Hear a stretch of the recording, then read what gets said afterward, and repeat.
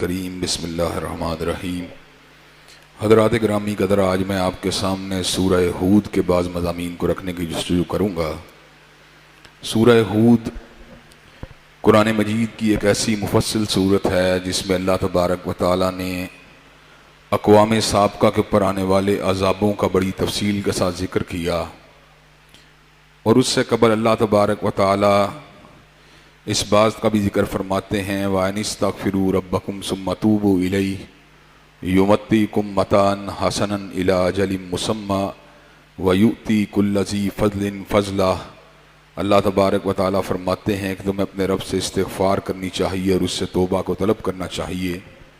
اللہ تبارک و تعالیٰ تمہاری معیشت کا زمین کے اوپر انتظام فرمائیں گے، وَيُؤْتِي كُلَّ ذِي فَضْلٍ فَضْلَهُ، اور ہر بندے کو اپنے فضل سے جو اس کا حقدار ہوگا اللہ تبارک و تعالیٰ نواز دیں گے۔ حضرات گرامی قدر، اس صورت میں اللہ تبارک و تعالیٰ نے اقوام سابقہ کے اوپر آنے والے عذابوں سے قبل اس بات کا بھی ذکر کیا وَمَا مِن دَابَّةٍ فِي الْأَرْضِ إِلَّا عَلَى اللَّهِ رِزْقُهَا، کہ زمین کے اوپر چلنے والا کوئی چپایا ایسا نہیں، جنگل میں دھاڑنے والا کوئی درندہ ایسا نہیں، اور فضائے بسیط میں اڑنے والا کوئی پرندہ ایسا نہیں، سمندر میں تیرنے والی کوئی مچھلی ایسی نہیں جس کا رزق مالک کائنات کے ذمے نہ ہو۔ اللہ تبارک و تعالیٰ نے انسانوں کے رزق کے حوالے سے اس امر کا اعلان فرما دیا وَفِي السَّمَاءِ رِزْقُكُمْ وَمَا تُوعَدُونَ، تمہارا رزق آسمانوں کے اندر ہے۔ حضرات گرامی قدر، اللہ تبارک و تعالیٰ نے آسمان کے اوپر ہمارے رزق کا فیصلہ کیا ہوا ہے۔ یہ الگ بات ہے کہ ہم زمین کے پر اپنی اپنی حیثیت کے مطابق، اپنی اپنی بساط کے مطابق رزق کے حصول کے لیے کوشاں رہتے ہیں۔ حضرات گرامی قدر، دنیا کے اندر یہ بات بھی دیکھنے کو ملتی ہے کہ کئی مرتبہ بڑے ہی نافرمان لوگ تونگری کی زندگی گزار رہے ہوتے ہیں، اور اس کے بالمقابل کئی بڑے ہی تابعدار لوگ غربت کی، مفلوق الحالی کی، اور اسی طرح معاشی اعتبار سے تنگ دستی کی زندگی گزار رہے ہوتے ہیں۔ بندوں کے ذہن کے اندر یہ خیال بھی ابھرتا ہے کہ آخرکار اس رزق کی تقسیم کے پیچھے کون کون سی حکمتیں کار فرما ہیں۔ حضرات گرامی قدر، یقیناً رزق اللہ کی ایک بہت بڑی عطا ہے، بہت بڑی نعمت ہے، لیکن رزق کی وسعت کا مطلب یہ نہیں کہ اللہ بندے سے راضی ہے، اور نہ ہی رزق کی تنگی کا مطلب یہ ہے کہ اللہ تعالیٰ بندے سے ناراض ہے۔ اگر ایسا ہوتا تو قارون اپنے خزانے کے سمیت زمین کے اندر نہ دنسا دیا جاتا۔ اس کی بستی کے لوگوں نے اس کو یہ بات کہی تھی احسن کما احسن اللہ الیک، تو لوگوں کے ساتھ ویسے ہی اچھائی والا معاملہ کر جیسے اللہ نے تیرے ساتھ اچھا کیا ہے۔ تو اس ظالم نے بڑے عجیب الفاظ کہے، اس نے کہا انما اوتیتہ علی علم عندی، میں نے جو کچھ بھی کمایا ہے اپنے زور بازو سے کمایا ہے۔ تو اللہ تبارک و تعالیٰ نے کیا کیا؟ اللہ نے اس کو اس کے گھر اور خزانے کے سمیت زمین کے اندر دنسا دیا تھا۔ فَحَسَفْنَا بِهِ وَبِدَارِهِ الْأَرْضِ، اللہ نے اس کو اس کے گھر سمیت اور اس کے خزانے سمیت زمین کے اندر دنسا دیا۔ اور وہی لوگ جو کل تک اس بات کی تمنا کرتے تھے اے کاش یا لیت لنا مثل ما اوتی قارون، اے کاش ہمارے پاس بھی وہ ہوتا جو قارون کے پاس ہے، اب اللہ تبارک و تعالیٰ کا شکریہ ادا کر رہے تھے کہ اللہ تعالیٰ نے اپنے قہر سے ہمیں بچا لیا ہے۔ حضرات گرامی قدر، یہ میں نے جو آپ کو قارون کی ایک مثال دی ہے، فرعون کی مثال ہے، حامان کی مثال ہے، ابو لہب کی مثال ہے، جن کے پاس سرمایے کی ریل پیل تھی لیکن اللہ ان سے راضی نہیں تھا۔ حضرات گرامی قدر، اس کے مد مقابل سیدنا بلال حبشی ہیں جو انتہائی پردیسی تھے، اجنبی تھے، نہ صاحب مال تھے، نہ صاحب قبیلہ تھے، لیکن اللہ ان سے اتنا راضی تھا کہ اللہ تعالیٰ نے ان کے جوتوں کی آواز کو جنت کے اندر حضرت رسول اللہ صلی اللہ علیہ وسلم کو سنوا کر اس بات کو ثابت کر دیا کہ بلال چلتا تو زمین کے اوپر ہے لیکن اس کے جوتوں کی آہٹ جنت میں بھی سنائی دیتی ہے۔ حضرات گرامی قدر، کئی نیکوکار لوگوں کے رزق کے اندر کمی کی ایک وجہ کا ذکر اللہ تعالیٰ نے قرآن مجید میں یوں بھی فرمایا وَلَوْ بَسَطَ اللَّهُ الرِّزْقَ لِعِبَادِهِ لَبَغَوْا فِي الْأَرْضِ، اگر میں اپنے بعض بندوں کے رزق کو بڑھا دوں، اس میں کشادگی پیدا کر دوں، تو وہ زمین کے اوپر بغاوت کرنا شروع کر دیں. وَلَٰكِن يُنَزِّلُ بِقَدَرٍ مَّا يَشَاءُ، لیکن اللہ تعالیٰ کو اپنے بندے کے ایمان کا احساس ہوتا ہے، چنانچہ اللہ تبارک و تعالیٰ اس کی وسعت کے مطابق، اس کی حیثیت کے مطابق اس کو رزق عطا فرماتے ہیں. جسے کہتے ہیں اردو یا پنجابی زبان میں ذرا میچے میں رہے بندہ. تو حضرات گرامی قدر وہ رزق کی ایک جو تھوڑی سی کمی ہوتی ہے وہ کئی مرتبہ انسان کو بغاوت کے راستے کے اوپر نہیں جانے دیتی. بڑے ایسے لوگ دیکھے، منہم من عاہد اللہ لئن آتانا من فضلہ لنصدقن ولنکونن من الصالحین، جنہوں نے اللہ سے وعدہ کیا تھا اللہ تعالیٰ اگر آپ اپنے فضل سے ہمیں عطا فرما دیں گے لنصدقن ولنکونن من الصالحین، تو ہم تیرے راستے میں صدقہ کریں گے اور نیکوکاروں والی زندگی ہم گزاریں گے. فلما آتاہم من فضلہ بخلوا بہ وتولوا وہم معرضون، جب اللہ نے اپنے فضل سے ان کو نواز دیا وہ بخیلی کے راستے پہ چل نکلے اور اللہ تبارک و تعالیٰ کے راستے میں خرچ کرنے کی بجائے اپنے چہرے کو موڑ لیا. فعاقبہم نفاقا فی قلوبہم الی یوم یلقونہ بما اخلفوا اللہ ما وعدوہ وبما کانوا یکذبون. تو اللہ تبارک و تعالیٰ نے ایسے بدبختوں کے دلوں کے اوپر نفاق کو لکھ دیا ہے اس وقت تک کے لیے جب تک کہ وہ اللہ تبارک و تعالیٰ سے ملاقات نہیں کرتے. یہ اس چیز کی وجہ سے ہے کہ انہوں نے وعدہ خلافیاں کی اور اللہ تبارک و تعالیٰ کے ساتھ جھوٹ بولتے رہے اور زمین والوں کے سامنے جھوٹے دعوے کرتے رہے. حضرات چلتے چلاتے ایک آخری بات کر کے میں اصل موضوع کی طرف آؤں گا.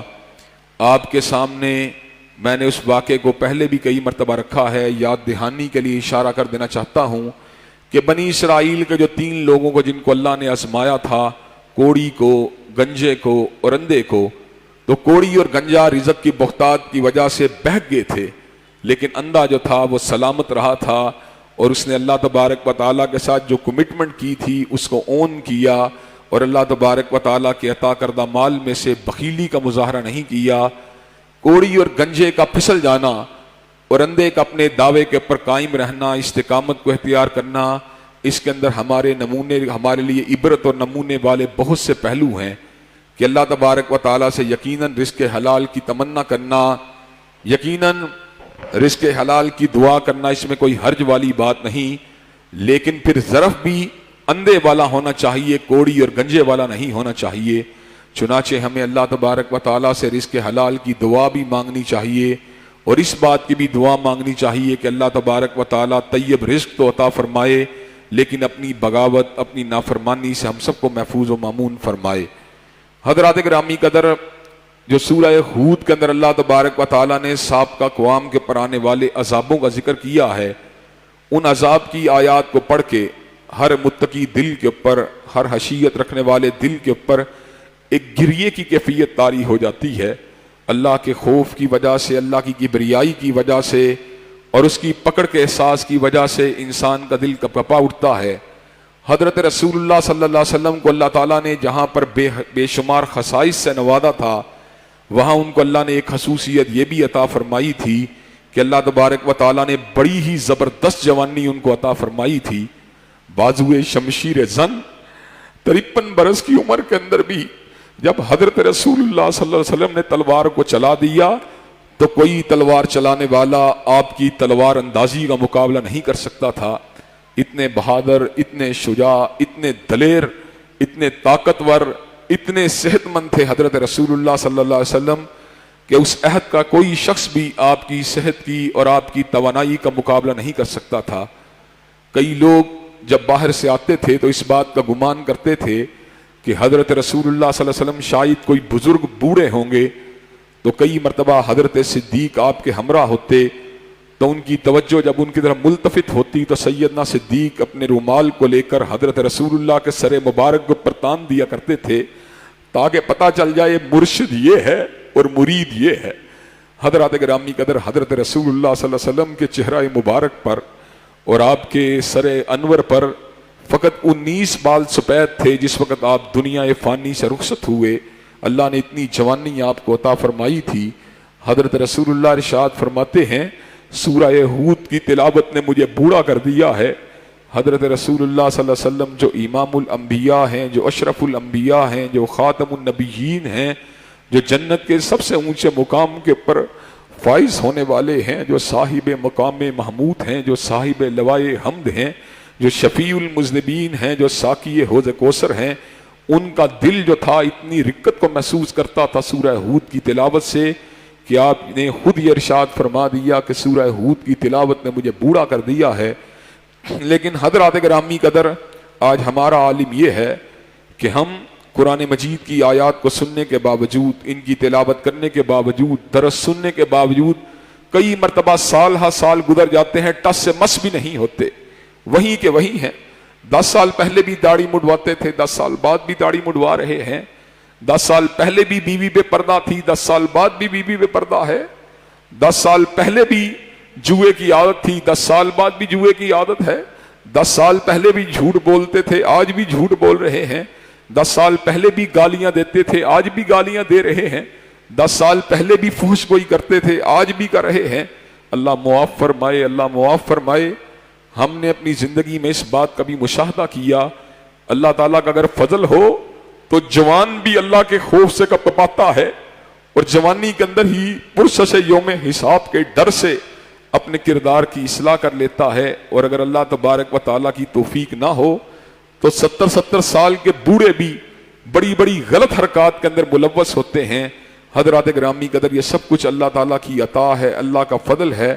من یہدہ اللہ فلا مضل لہ ومن یضلل فلا ہادی لہ، جس کو اللہ تبارک و تعالیٰ ہدایت دے دیں اسے کوئی گمراہ نہیں کر سکتا، اور جسے وہ گمراہ کر دیں اسے کوئی ہدایت نہیں دے سکتا۔ چنانچہ اللہ سے ہمہ وقت یہ دعا مانگنی چاہیے، ربنا لا تزغ قلوبنا بعد اذ ہدیتنا وہب لنا من لدنک رحمہ انک انت الوہاب یا مقلب القلوب ثبت قلبی علی دینک۔ اللہ تعالیٰ سے یہ دعائیں مانگتے رہنا چاہیے، مانگتے رہنا چاہیے۔ حضرات گرامی قدر، اگر آج میں اللہ کا تابعدار ہوں اور موت کے وقت تابعدار نہ رہا تو میری آج کی تابعداری کسی کام نہیں آئے گی۔ اگر کوئی بندہ آج تہجد گزار ہے اور موت کے وقت تہجد گزار نہیں ہے، حضرات گرامی قدر، پچھلی تہجدیں جو ہیں وہ موت کے وقت اگر چھوٹ گئیں، بغاوت آ گئی تو وہ کام نہیں آئیں گی۔ حضرات گرامی قدر، چنانچہ اللہ تعالیٰ نے اپنے بندوں کو یہ بات سمجھائی ہے، وَلَا تَمُوتُنَّ إِلَّا وَأَنْتُمْ مُسْلِمُونَ، تمہیں موت نہ آئے مگر اس حالت میں کہ تم تابعدار ہو۔ اس کا مطلب یہ ہے زندگی کا ہر لحظہ، ہر لمحہ، ہر مقام، ہر وقت اللہ کی تابعداری میں گزرنا چاہیے، تاکہ موت جب بھی آئے اسلام والی موت ہو۔ حضرات گرامی قدر، میں آپ کے سامنے ایک واقعے کو بھی رکھ دینا چاہتا ہوں۔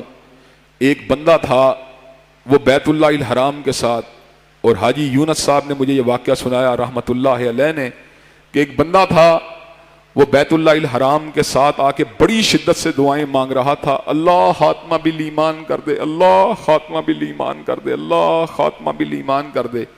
تو حاجی صاحب ماشاءاللہ بہت ہی نیک آدمی تھے، انہوں نے اس سے پوچھا، قریب ہی موجود تھے، کہ تیرے اتنے رونے کی وجہ کیا ہے؟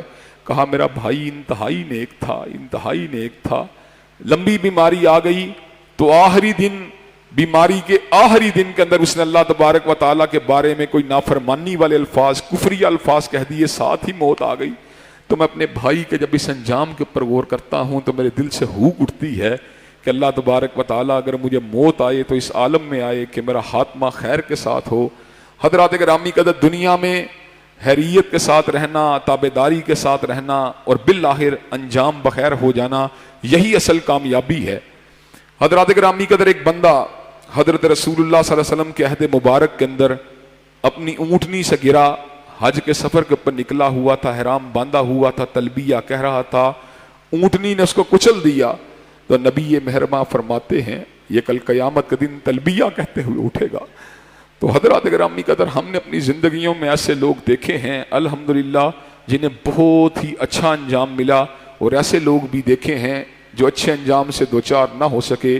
اللہ تبارک و تعالیٰ سے دعا مانگنی چاہیے کہ اللہ تبارک و تعالیٰ موت کے وقت اپنے فضل خاص کو ہمارے شامل حال ضرور فرما، تاکہ ہم استقامت کے ساتھ، ایمان کے ساتھ دنیا سے رخصت ہو سکیں۔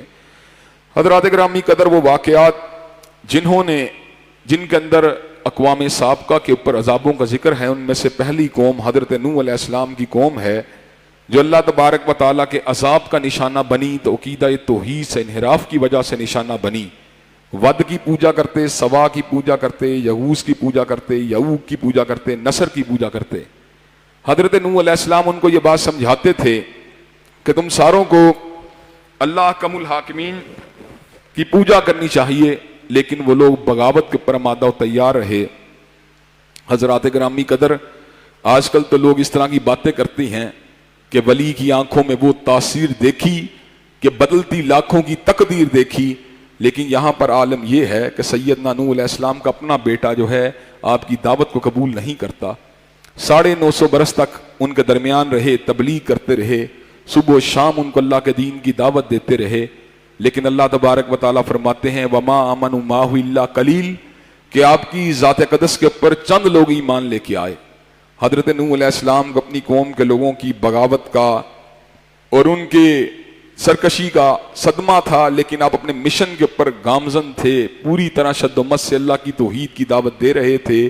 ایسے عالم میں اللہ نے آپ کے اوپر وحی کا نزول فرمایا إِنَّهُ لَن يُؤْمِنَ مِن قَوْمِكَ إِلَّا مَن قَدْ آمَنَ اے نوح، اب آپ کی قوم کا مزید آدمی آپ کے اوپر کوئی ایمان نہیں لائے گا۔ سیدنا نوح نے اللہ سے بددعا مانگی ان لوگوں کے لیے جنہوں نے آپ کے ساتھ زیادتیاں کی تھیں، قالوا مجنون وازدجر، جو آپ کو ڈانٹتے رہے، آپ کو دیوانہ کہتے رہے، آپ کو برا بلا کہتے رہے۔ حضرت نوح نے دعا مانگی ربی لا تذر علی الارض من الکافرین دیارا، اے میرے پروردگار زمین کے پر ایک بھی کافر کو زندہ باقی نہیں چھوڑنا۔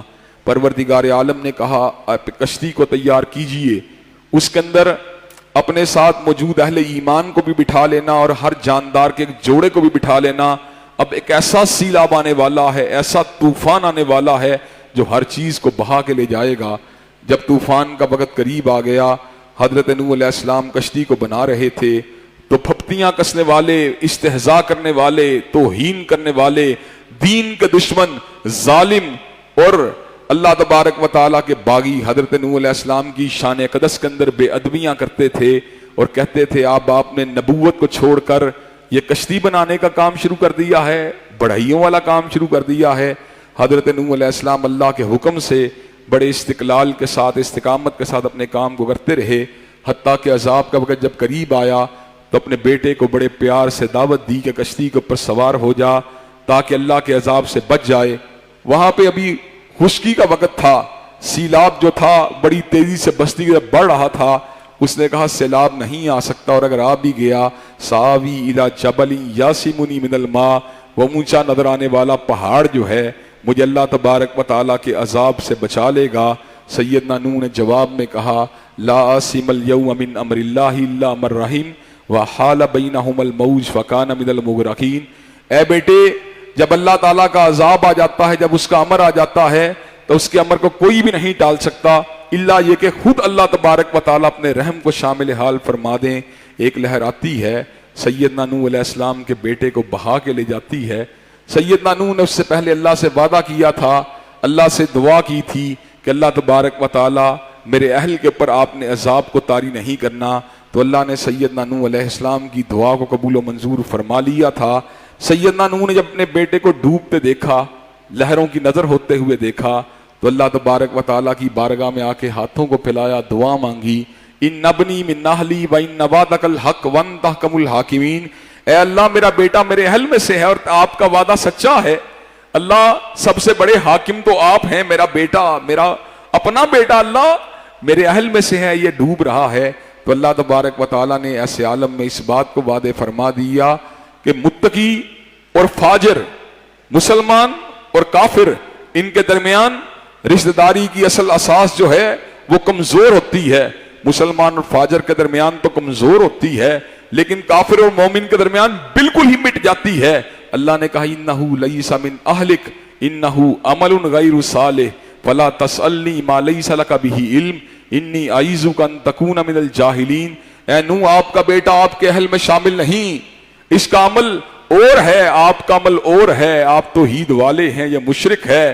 اللہ نے کہا یہ آپ کے اہل میں شامل نہیں، آپ نے ایسا سوال نہیں کرنا جس کے انجام کا یا جس کی حقیقت کا آپ کو علم نہ ہو۔ جس وقت اللہ تبارک و تعالیٰ نے یہ تنبیہ فرمائی تو سیدنا نوح علیہ السلام بارگاہ رب العالمین میں آ کے دعا مانگتے ہیں ربی انی اعوذ بک ان اسألک ما لیس لی بہ علم وَإِلَّا تَغْفِرْ لِي وَتَرْحَمْنِي أَكُن مِّنَ الْخَاسِرِينَ، اے میرے پروردگار میں نے آپ سے ایسا سوال کیا جس کا مجھ کو علم نہیں تھا، میں آپ کی پناہ چاہتا ہوں ایسے سوال کو کرنے سے، اور اللہ تبارک و تعالیٰ اگر آپ نے مجھ پہ معاف نہ کیا، میرے پہ رحم نہ کیا تو میں تو خسارہ پانے والوں میں شامل ہو جاؤں گا۔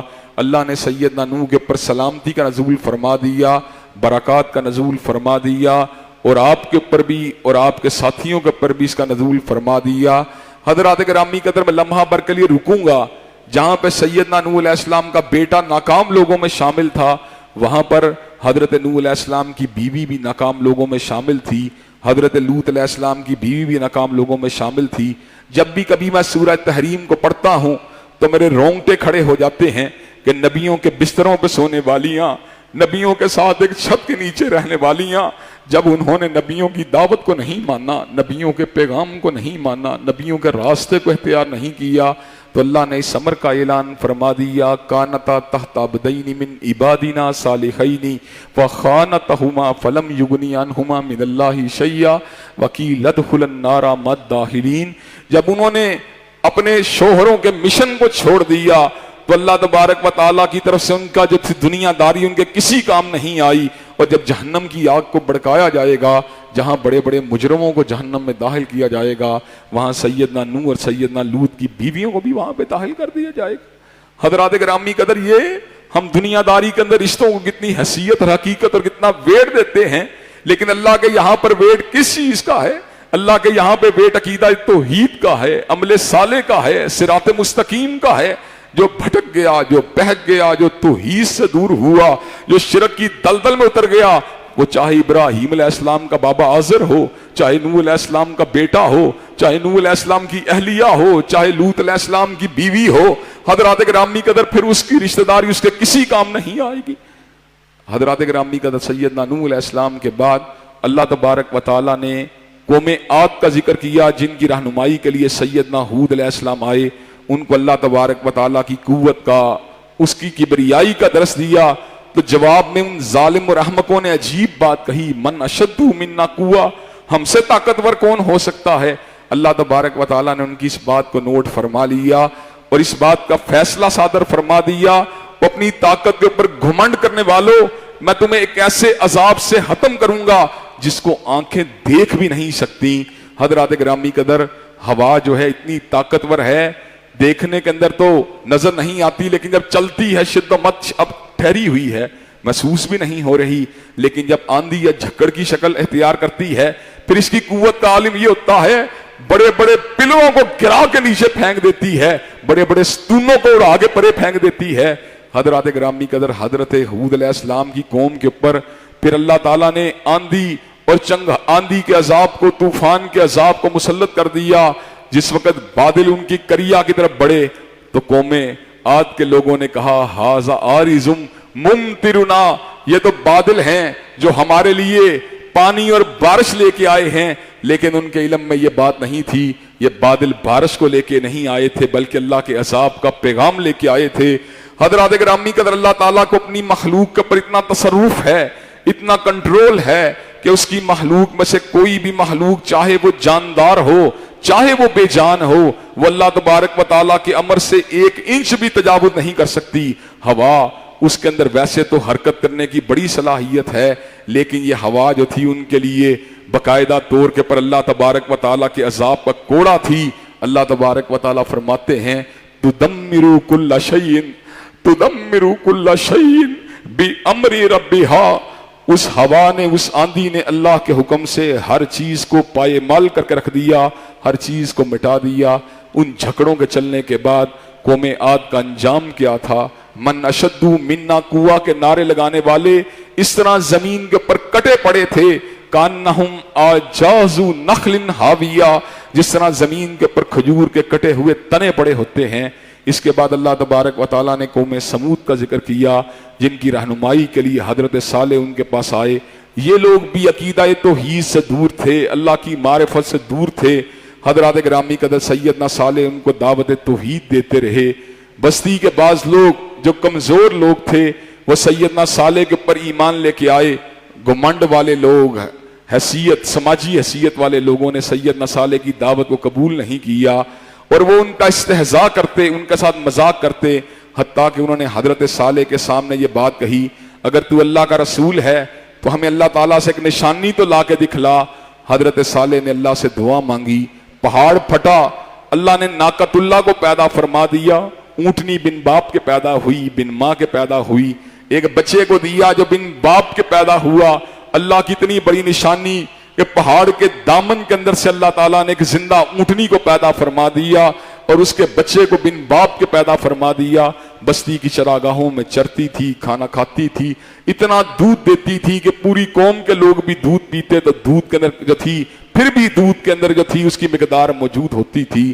حضرات گرامی قدر، اس وعدے اتنی بڑی نشانی کو دیکھنے کے بعد اسلام کے راستے، ایمان کے راستے، ایقان کے راستے کو اختیار کرنے کی بجائے عداوت اور دشمنی کے راستے کو اختیار کیا، ناقۃ اللہ کی کونچوں کو کاٹا، اس کو شہید کر دیا۔ اللہ تبارک و تعالیٰ کے غضب کو جلا لایا، اللہ تبارک و تعالیٰ کو غصہ آیا، اللہ نے ایک چیخ کو، ایک چنگھاڑ کو ان کے اوپر مسلط کر دیا۔ جب چیخ کی آواز آئی، ان کے بھیجے اٹھ گئے، ان کے بھیجے کٹ گئے، ان کے کلیجے کٹ گئے، ان کا وجود پارا پارا ہو گیا۔ اللہ نے ان کو قصہ پرینہ بنا دیا۔ اس کے بعد اللہ تبارک و تعالیٰ نے قوم لوط کا ذکر کیا، جو جنسی بے رحمی کا شکار تھے، نکاح کی بجائے اپنے ہی ہم صنفوں کے ساتھ اپنی خواہشات کو پورا کرنا ان کا وتیرہ تھا۔ سیدنا لوط کا کردار قرآن مجید کے اندر ایک مثالی کردار ہے۔ اللہ تبارک و تعالیٰ کے نبی نے بڑی ہی استقامت کے ساتھ ان بدگماشوں کو، اس راہ ہدایت سے بھٹکے ہوئے لوگوں کو صراط مستقیم کی دعوت دی، حتیٰ کہ اتنی بڑی پیشکش فرما دی، اتنی بڑی پیشکش فرما دی، اتنی بڑی پیشکش فرما دی کہ جو عام انسان جس کا تصور بھی نہیں کر سکتا، بستی کے لوگوں کو باقاعدہ طور پہ مخاطب ہو کے کہا، ہاؤلائی بناتی ہن اطہر لکم فاتقوا اللہ، یہ میری بیٹیاں ہیں، میں ان کو تمہارے نکاح میں دینے کے لیے تیار ہوں اگر تم سیدھے راستے کے اوپر آ جاؤ۔ بعد مفسرین نے اس کا یہ بھی ترجمہ کیا کہ آپ نے فقط اپنی بیٹیوں کا ذکر نہیں کیا بلکہ قوم کی جتنی حیادار عورتیں تھیں سب کو مخاطب ہو کے کہا، جب یہ عورتیں نکاح کے لیے موجود ہیں تو تم راہ ہدایت سے کیوں بھٹکتے ہو؟ حضرات گرامی قدر، اللہ تبارک و تعالیٰ نے جب قوم لوط کے پر عذاب کو بھیجنے کا ارادہ کیا تو اپنے رسولوں کو، اپنے فرشتوں کو آزمائش کے طور پہ خوبصورت لڑکوں کی شکل میں ان کے پاس بھیجا۔ قوم لوط کے لوگ جو تھے، جب ان کو اس بات کا علم ہوا کہ سیدنا لوط علیہ السلام کے گھر کے اندر جو ہیں بڑے خوبصورت لڑکے آئے ہیں، تو انہوں نے سیدنا لوط علیہ السلام کے گھر کا محاصرہ کرنے کی کوشش کی۔ سیدنا لوط علیہ السلام بڑا ہی پریشان تھے، یہ کس طرح کی باتیں کر رہے ہیں؟ فرشتوں نے سیدنا لوط کو تسلی دی، ہم تیرے رب کے بھیجے ہوئے رسول ہیں، یہ ہمارا کچھ بھی نہیں بگاڑ سکتے۔ حضرت لوط علیہ السلام قوم کے لوگوں کو ایک مرتبہ پھر پرانی بات دہراتے ہیں، ہاؤلائی بناتی ہن اطہر لکم فاتقوا اللہ ولا تخزونی فی ضیفی الیس منکم رجل رشید، کیا تمہارے اندر کوئی عقل مند، کوئی شریف آدمی نہیں ہے؟ میرے مہمانوں کے بارے میں مجھے تنگ مت کرو۔ لیکن اب حجت تمام ہو چکی تھی، اللہ تبارک و تعالیٰ کے حکم سے بستی کو اٹھایا گیا، آسمان و زمین کے درمیان اس کو معلق کیا گیا، معلق کر کے زمین کے اوپر گرایا گیا، اور زمین کے اوپر گرانے کے بعد ہر مجرم کے اوپر پتھر تاک تاک کے گرتے رہے۔ گائیڈڈ میزائل تو آج کی پیداوار ہے، لیکن اللہ تبارک و تعالیٰ نے اس حقیقت کو واضح فرما دیا کہ اللہ تبارک و تعالیٰ کی طرف سے گرنے والے پتھروں نے ہر مجرم کو تباہ و برباد کر کے رکھ دیا، اس کو مٹا کے رکھ دیا۔ حضرات گرامی قدر، اس کے بعد اللہ تبارک و تعالیٰ نے قوم مدین کا ذکر کیا۔ قوم مدین کے لوگ کاروباری بے اعتدالیوں کا شکار تھے، کم ماپتے تھے، کم تولتے تھے۔ حضرت شعیب علیہ السلام ان کو یہ بات سمجھاتے تھے، پورا تولا کرو، پورا ماپا کرو، تو اپنی بستی کے لوگوں کو مخاطب ہو کے کہتے لَإِنِ اتَّبَعْتُمْ شُعَيْبًا إِنَّكُمْ إِذًا لَخَاسِرُونَ، اگر تم نے شعیب کی بات کو مانا گھاٹا تمہارا مقدر بن جائے گا۔ حضرت شعیب علیہ السلام کو کہتے شعیب تو کس طرح کی بات کرتا ہے؟ حضرت شعیب علیہ السلام ان کو یہ بات کہتے نمازیں پڑھا کرو، کاروبار کے اندر اعتدال کو اختیار کیا کرو، تو وہ کہتے الصلاۃ تأمرک ان نترک ما یعبد آباؤنا او ان نفعل فی اموالنا ما نشاء انک لانت الحلیم الرشید۔ شعیب تیری نماز کتنی عجیب ہے، وہ ہمیں معبودان باطل کی پوجا سے بھی روکتی ہے اور ہمیں یہ بات بھی کہتی ہے کہ ہم اپنی مرضی کے ساتھ اپنے مالوں کے اندر تصرف بھی نہیں کر سکتے. بہت سے لوگ آج بھی آپ کو ایسے مل جائیں گے, نماز اور ہے, تجارت اور ہے, عبادت اور ہے, سیاست اور ہے. بھائی مولوی کا کیا کام ہے سیاست کی بات کرے؟ بھائی تجارت کے اندر دین کی کیا بات ہے؟ ٹھیک ہے, میں اپنی مرضی کے ساتھ نمازیں تو پڑھتا ہوں, اگر میں مرضی کے ساتھ تجارت میں اپنی مرضی کر لیتا ہوں, کمی بیشی کر لیتا ہوں, اس میں کون سی ایسی بات ہے؟ حضرات گرامی قدر, دین جو ہے وہ اجزاء کا نام نہیں, دین تو کل کا نام ہے. اگر آپ دیندار ہیں تو آپ کو دین میں پورا داخل ہونا ہوگا, پھر نمازیں بھی پڑھنی پڑیں گی, پھر تجارت بھی اللہ کے حکم سے کرنی پڑے گی, پھر سیاست بھی اللہ کی حاکمیت کے لیے کرنی پڑے گی, پھر اپنی منمانی نہیں, پھر اپنی مرضی نہیں, پھر اللہ کی مرضی کرنی پڑے گی. حضرت شعیب علیہ السلام کو یہ بات ان کی قوم کے لوگ جو تھے ان سے سمجھنا چاہتے تھے کہ ہم تھوڑا منافع کیوں کمائیں, ہم زیادہ منافع کیوں نہ کمائیں اپنی من مرضیاں کر کے. تو سیدنا شعیب ان کو یہ بات سمجھاتے, بقیت اللہ خیر لکم ان کنتم مومنین, کہ اللہ تعالیٰ کا باقی ماندہ بچا ہوا رزق تمہارے لیے بہتر ہے اگر تم مومن ہو. اللہ اس میں اس برکت کو پیدا کرے گا جو مال حرام میں نہیں ہو سکتی. حضرت شعیب علیہ السلام ان کو یہ بھی بات کہا کرتے تھے, وما اريد ان اخالفکم الی ما انہاکم عنہ ان اريد الا الاصلاح, میں تمہاری مخالفت نہیں کرتا, میں تو تمہاری اصلاح چاہتا ہوں. لیکن وہ سیدنا شعیب علیہ السلام کی اس دعوت کو قبول کرنے کے پر آمادہ و تیار نہ تھے. سیدنا شعیب نے اقوام سابقہ کا ان کو حوالہ دیا, قوم نوح کے انجام پہ غور کرو, قوم ہود کے انجام پہ غور کرو, قوم مدین کے انجام پہ غور کرو, قوم سمود کے انجام پہ غور کرو. اور قوم صدوم تو ماضی قریب کی بات ہے. قوم مدین کے لوگوں نے حضرت شعیب کی جب دعوت کو ٹھکرا دیا, اللہ نے ان کے پر ایک چنگھاڑ کو مسلط کیا جس کے نتیجے کے اندر وہ تباہ و برباد ہو گئے. اسی طرح جس طرح اللہ تعالیٰ نے قوم سمود کو تباہ و برباد کر دیا. حضرات گرامی قدر, ان واقعات میں عبرت ہے ہمارے لیے. کیا عبرت ہے؟ آج غور کرنے کی ضرورت ہے وہ کون سی برائی ہے جو آج ہمارے اندر موجود نہیں ہے.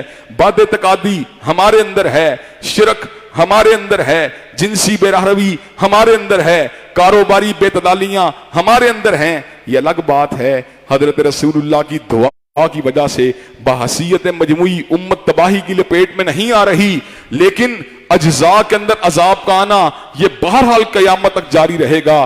حضرات گرامی قدر, کہیں زلزلہ آ جائے, وقتی طور کے پر امت کا ایک حصہ یا ایک علاقہ تباہ ہو جائے اللہ کے غصے کی وجہ سے, یہ بات آج بھی ہو سکتی ہے. حضرات گرامی قدر, ہم نے اپنی زندگیوں میں بڑی آزمائشیں دیکھی, بڑی تباہیاں دیکھی, آج بھی ہم دیکھ رہے ہیں. کرونا وائرس کی وبا نے پوری امت کو اپنی لپیٹ میں لیا ہوا. خوف ہے, ہراس ہے, پریشانی ہے, دباؤ ہے, وحشت ہے. ان ساری کے سارے مسائل کا علاج کیا ہے؟ وہی علاج کہ اللہ تبارک و تعالیٰ کی بارگاہ میں آ جاؤ, توبہ کرو, قبل اس کے کہ اللہ تبارک و تعالیٰ کے عذاب پر کوڑا گہرا ہوتا چلا جائے, قبل اس کے کہ واپسی کے راستے بند ہو جائیں. میں نے کل بھی آپ کے سامنے اس بات کو رکھا تھا کہ قوم یونس کے لوگوں نے جب اللہ تبارک و تعالیٰ سے اجتماعی توبہ کی تو اللہ تبارک و تعالیٰ نے اپنے آئے ہوئے عذابوں کو ان سے ٹال لیا تھا. اگر ہم بھی عافیت کا راستہ چاہتے ہیں, ہم بھی پناہ کا راستہ چاہتے ہیں, ہم بھی سلامتی کا راستہ چاہتے ہیں, تو اس کا ایک ہی طریقہ ہے, ہم توبہ اور استغفار کے راستے کے اوپر گامزن ہو جائیں. اللہ تبارک و تعالی ہم سب کو توبہ اور استغفار کرنے کی توفیق دے اور کتاب و سنت کے اندر مذکور دروس کو اپنی زندگی میں جگہ دینے والے لوگوں میں شامل فرما دے. وآخر دعوانا ان الحمدللہ رب العالمین. الحمدللہ رب العالمین الرحمن الرحیم مالک یوم الدین ایاک نعبد و ایاک نستعین اهدنا الصراط المستقیم صراط الذین انعمت علیہم غیر المغضوب علیہم ولا الضالین آمین. الف لام میم اللہ لا الہ الا هو الحی القیوم و الہکم الہ واحد لا الہ الا هو الرحمن الرحیم. اللہم صلی علی محمد و علی آل محمد کما صلیت علی ابراہیم و علی آل ابراہیم انک حمید مجید. اللہم بارک علی محمد و علی آل محمد کما بارکت علی ابراہیم و علی آل ابراہیم انک حمید مجید. اے اللہ ہم سب کے گناہوں کو معاف فرما, اے اللہ ہم سب کی تکلیفوں کو رفع فرما, اے اللہ ہم سب کی بے چینیوں بے قراریوں کو دور فرما, اے اللہ ہم سب کے گھروں میں امن و سکون اور راحتوں کا نزول فرما. اللہ جتنی تکلیفیں آ چکی ہیں اللہ ان پہ صبر کرنے والا بنا. اللہ آئندہ آنے والی زندگی میں ہر تکلیف سے، ہر آزمائی سے ہم سب کو محفوظ و مامون فرما۔ اے اللہ دین و دنیا کی اعلیٰ ترین کامیابیوں کا کامرانیوں سے ہمکنار فرما۔ اللہ دنیا و آخرت کی ذلت اور رسوائیوں سے محفوظ و مامون فرما۔ اللہ دنیا و آخرت کی ذلت اور رسوائیوں سے ہم سب کو محفوظ و مامون فرما۔ اے اللہ کرونا وائرس کی وبا سے امت مسلمہ اور پورا من انسانیت کو محفوظ و مامون فرما۔ اللہ ہماری روحانی بیماریوں کو دور فرما۔ اللہ ہماری جسمانی بیماریوں کو دور فرما۔ اللہ ہمارے نفسیاتی عارضوں کو دور فرما۔ اے اللہ دین و دنیا کی اعلیٰ ترین کامیابیوں کامرانیوں سے ہمکنار فرما۔ اے اللہ اسلام والی زندگی، ایمان والی موت نصیب فرما۔ اے اللہ رمضان کے قیام اور رمضان کے روزوں کو قبول و منظور فرما۔ ربنا آتنا فی الدنیا حسنۃ وفی الآخرۃ حسنۃ وقنا عذاب النار۔ سبحان ربک رب العزۃ عما یصفون وسلام علی المرسلین والحمد للہ رب العالمین۔